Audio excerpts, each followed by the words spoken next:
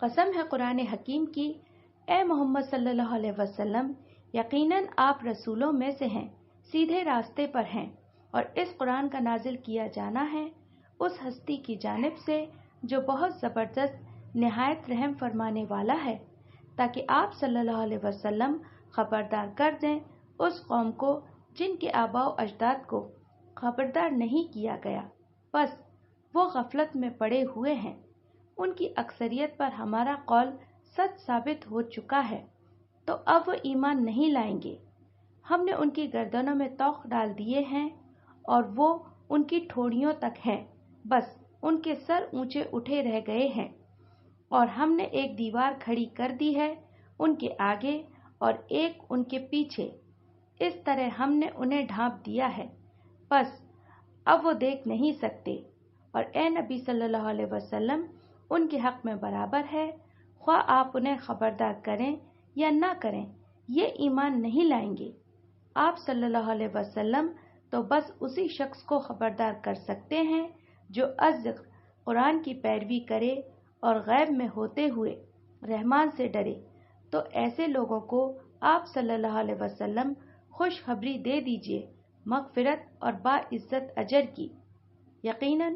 ہم ہی زندہ کریں گے مردوں کو، اور ہم لکھ رہے ہیں جو کچھ انہوں نے آگے بھیجا اور جو اثرات وہ پیچھے چھوڑ گئے ہیں،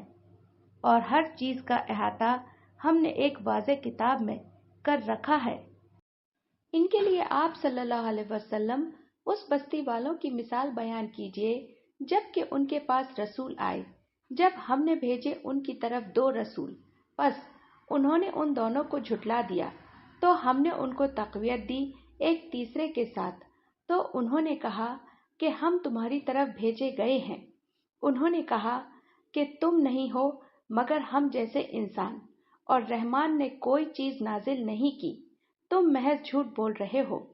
انہوں نے کہا کہ ہمارا رب جانتا ہے کہ ہم یقیناً تمہاری طرف بھیجے گئے ہیں، اور نہیں ہے ہم پر کوئی اور ذمہ داری سوائے اللہ کا کلام صاف صاف پہنچا دینے کے۔ انہوں نے کہا کہ ہمیں تم سے نحوست کا اندیشہ ہے، اگر تم باز نہ آئے تو ہم ضرور تمہیں سنگسار کر دیں گے، اور تمہیں ضرور پہنچے گی ہماری طرف سے دردناک سزا۔ انہوں نے کہا کہ تمہاری نحوست تو تمہارے اپنے ساتھ ہے، یہ اس لیے کہ تمہیں نصیحت کی گئی ہے، اور تمہارے اپنے اندر بھی اللہ کی نشانیاں ہیں، کیا تم دیکھتے نہیں ہو؟ بلکہ تم حد سے بڑھ جانے والے لوگ ہو۔ اور شہر کے پرلے سرے سے آیا ایک شخص بھاگتا ہوا، اس نے کہا، اے میری قوم کے لوگو،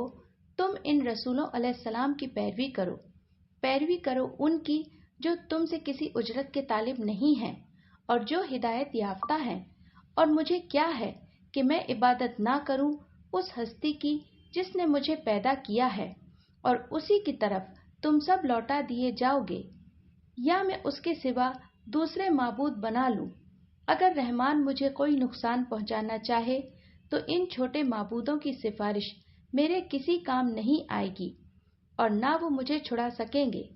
تب تو میں یقیناً بہت کھلی گمراہی میں پڑ جاؤں گا۔ میں تو تمہارے رب پر ایمان لے آیا ہوں، سو میری بات سنو۔ سورہ یاسین آیت نمبر 2 to 25۔